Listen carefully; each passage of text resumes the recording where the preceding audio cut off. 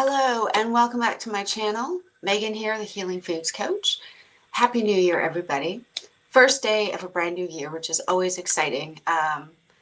It always feels nice, kind of a fresh start as we count down again over the next 365 days to come back to this point. Today's topic, resolutions versus resolve. What do I mean by that? Well, let's face it. New Year's, because it's a new year, most of us, to some degree or another, have resolutions we've decided on, things we've made decisions on that we're absolutely going to do, where we have made a resolution and we want to stick to it. Now, the truth is, most of these resolutions we give up on by February, okay?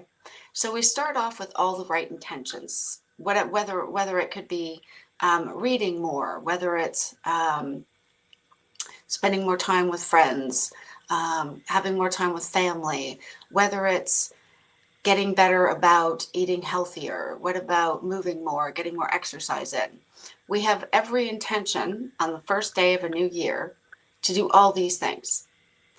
And I think for me anyways, what often happens is we get going, we get super excited, we're committed, we're gonna do it, this is the year. And for the first few days, maybe even the first week, we rock it. We're on point. We're doing it. We're absolutely gonna, go to the gym regularly that first week of January. We're absolutely gonna cut out sugar or cut down on sugar, eat less junk food, eat more healthy food choices that first week of January. It's easier in the first week, right? Because the holiday festivities are done. All the cakes and cookies and gingerbread this and candy cane that, that's finished. That's finished. Okay, so it's a lot easier to say no to those things because we're not surrounded by them. I get it. I've made similar resolutions every new year for many, many years of my life.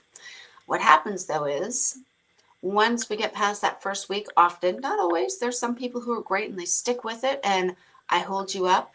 I applaud you. That was never me. Okay, but there are those out there who make a resolution and they stick to it.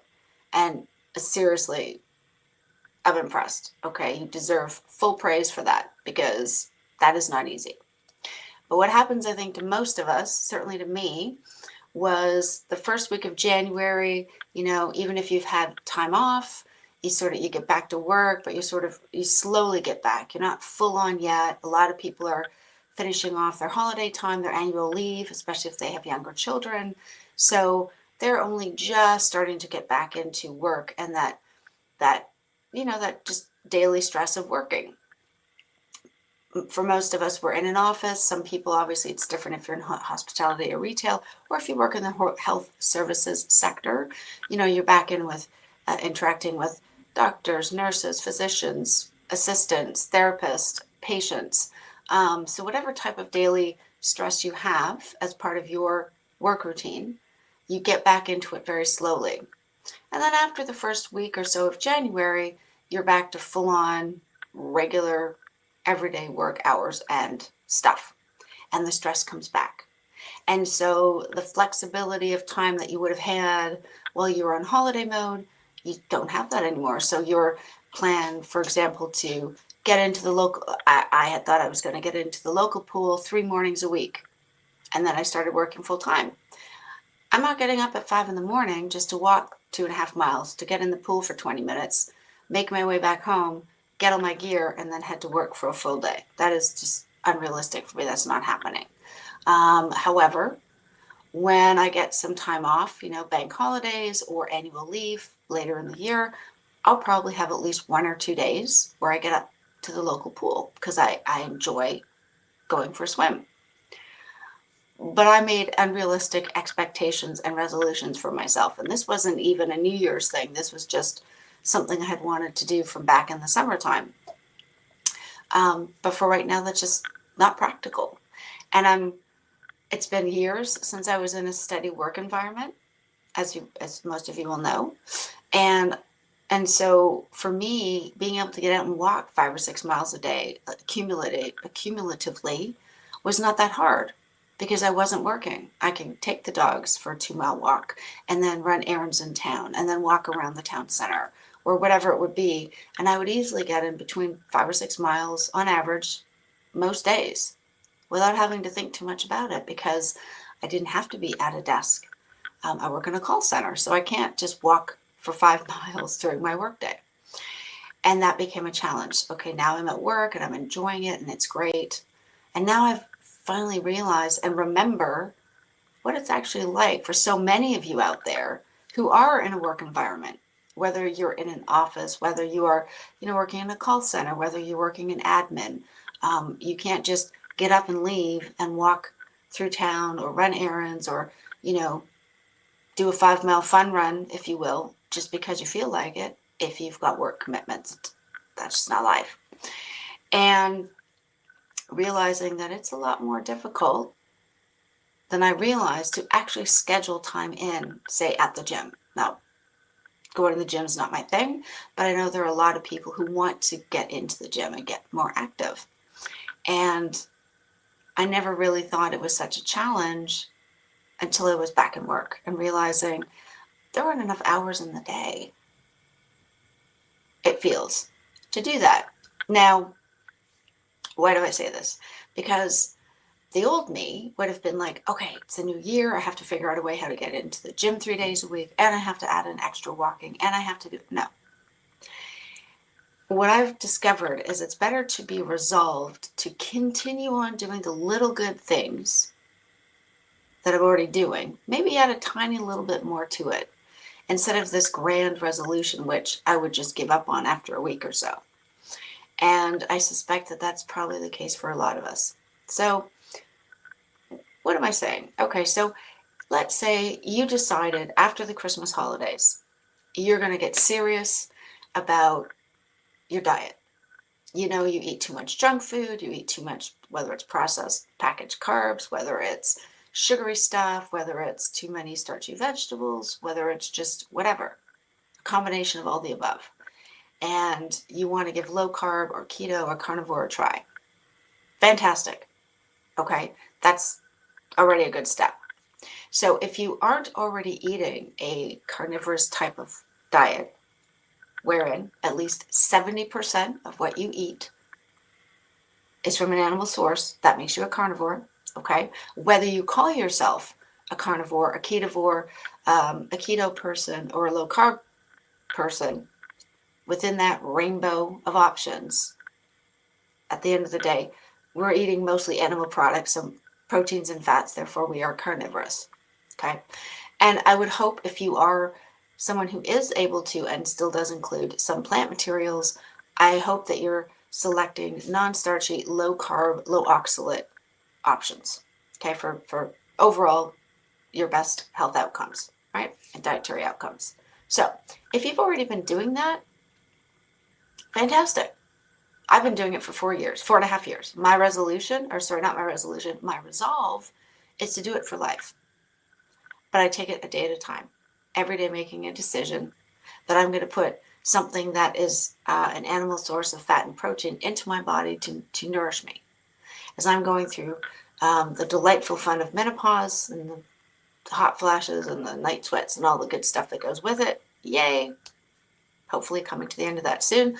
But until I do, I know that my symptoms would be far worse if I was on a standard Western diet with the carb cravings and the massive mood swings and all of that. So I am resolved to carry on following carnivore as I have done for 4.5 years, and just seeing my overall life, quality of life, get better and better, and my health continuously improve.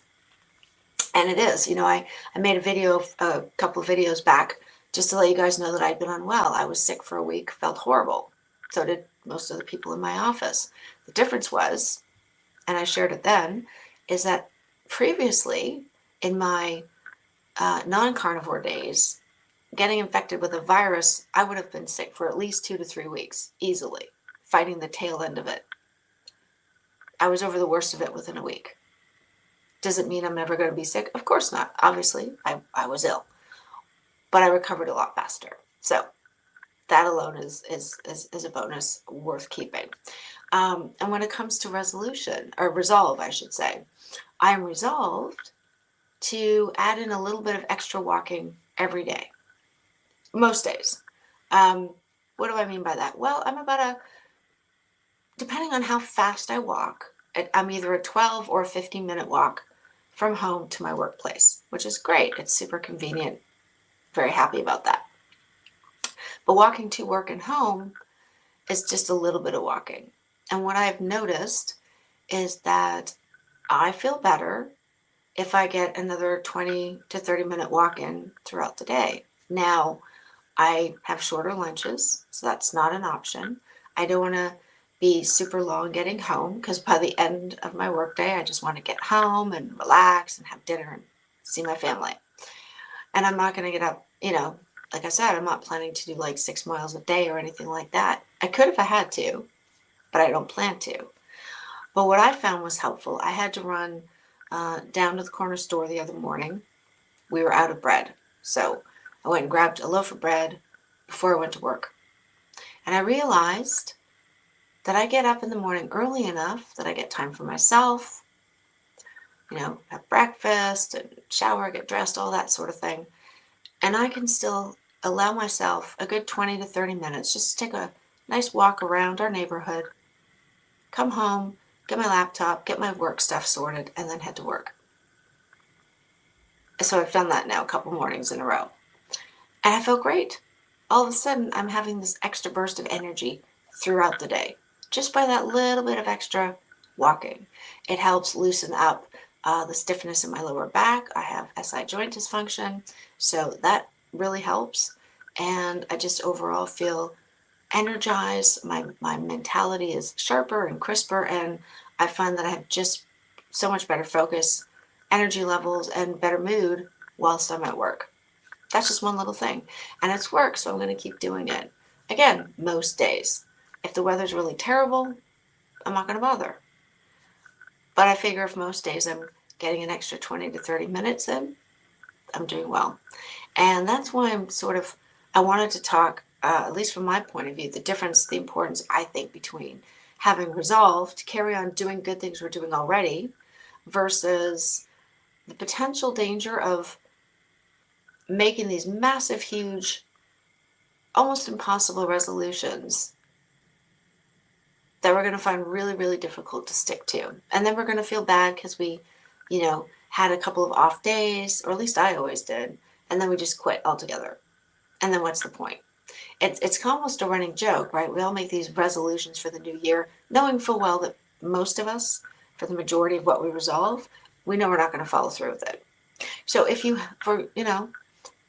but if for example, you have made a decision that now, starting this new year, you're going to give this carnivore, low carb, or keto diet a try, amazing. That would be one exception. If you approach it nice and slowly, you start to gradually cut out your starchy carbs and your sugars, and you slowly get to a place where you can get rid of all the processed junk food, and then you can start, adding in more animal sources of protein and fat. That's probably going to serve you better long run. Now, I just want to say there are a few exceptions. Some of us, for example, those of us with irritable bowel or inflammatory bowel disease, those of us who struggle with food sensitivities, we will likely have to cut things out like full stop, cold turkey, okay, because we have to heal our guts. But for many people, they don't need to cut everything out quickly. The reason I'm sharing this is if you haven't tried it yet, there is a withdrawal phase. When you start with reducing and removing all the processed junk, all the carbs and all the sugars from your body, you will feel the withdrawal symptoms. You will feel probably fluey and achy and nauseous and just ick. And that'll be the worst, typically in my experience anyways. The worst of it was for about 3 or 4 days, and then it slowly got better. And then you got used to not having those things. I wouldn't suggest everybody cuts it all out cold turkey, okay? It'll make it harder to stick with it unless you need to, and I needed to. I had major food sensitivities. I had major IBS gut issues with a lot of different foods, specifically all sorts of plant materials. But but as well as spices and seasonings and things like that. If you don't have that issue, take it slowly. I don't look at that as a resolution. I look at that as following it with an approach of being resolved, making small little changes that lead to bigger changes that lead to long-lasting changes. Again, there's some of us where we've had to cut things out cold turkey because of other underlying gut or health issues. That's different. But for most people, you can start to cut down gradually, and you'll probably find that it's a lot easier to stick with when you do. So if you're going to go out and have, if your favorite treat meal is a burger with fries and a diet soda, well, keep the diet soda, fine. Maybe start by, instead of having all the fries, maybe start with like eating half the amount of fries and the burger with only one half of the bun. Like little gradual changes that you can stick with as a suggestion. And that seems to work well for a lot of people as well. And so I think, I guess I just wanted to share that to say thank you all for a great year of your incredible support. I've really appreciated it. It has meant the world to me. I look forward to another fantastic year ahead. I'm not sure exactly where my path is going to lead me to with work. I intend to learn as much as I can about my role, learn as much as I can about all the systems and processes that are involved so I can be as good as I can be at my job and just be, really be great at the job that I've landed. That's my goal for this year. And to carry on being carnivore because it works and I feel so much better when I am, and I would never want to go back to what I used to eat. So that's my resolve. And I'm resolved to most days get an extra 20-minute walk in the morning before my work starts. I'm up already and I've got the time. I'm not trying to come up with this massive complicated, I've got to get, the gym and all this. There are people who love the thought of the gym or really enjoy working out once they get there. And I don't know exactly what to suggest to you as far as balancing exercise with looking after yourself, with your workday without piling on too much. But if you enjoy getting up earlier in the day to get to the gym, fantastic. Do that. If you do better with doing your exercising towards the end of the day, do that. But what I've learned is it's what works best for you. Whatever you enjoy that you can sustain is what you're going to stick to. It's what you're going to be resolved to carry on doing, right? So I hope this is helpful. My intention was simply to share with you guys thank you and sort of what I'm looking to do over the coming year and plan, and I'm resolved to stick to doing things, all good tactics I'm already following that I'm just going to keep on doing. And if you haven't yet started on a low carb keto carnivore diet, but you want to, hey, now's the perfect time. There's no more temptations, again, of Christmas goodies, baked goods, or treats or things on the side. Fresh start. Now is a good time to get started if that's something you're intending to do. And unless you have to, for dietary reasons or other health issues, start slowly. Listen, if you guys have any questions, if you have any comments, if you want some feedback or suggestions, reach out. Leave your comments in the comment section below, and I would be glad to get back to you. And I do still check my comments regularly, and I will get back to you as soon as possible. But I hope everyone has a fantastic and prosperous and wonderful 2025. And yeah, that's basically what I wanted to share with you guys. So thank you for taking time out of your day. I know most people are off today. Some of you are at work. For those of you who have to work and are at work, thank you for doing that, helping keep things running like hospitality and retail. It really is appreciated. For those of us off work, thank you so much for taking time from your day to watch this video. I hope it's helpful and encouraging. And I am so thankful for you guys and all your support. I look forward to much more content over the next weeks and months, obviously. And I will be back soon with more content, probably over the weekend. But until then, take care and I'll see you then. Thanks, everybody. Bye for now.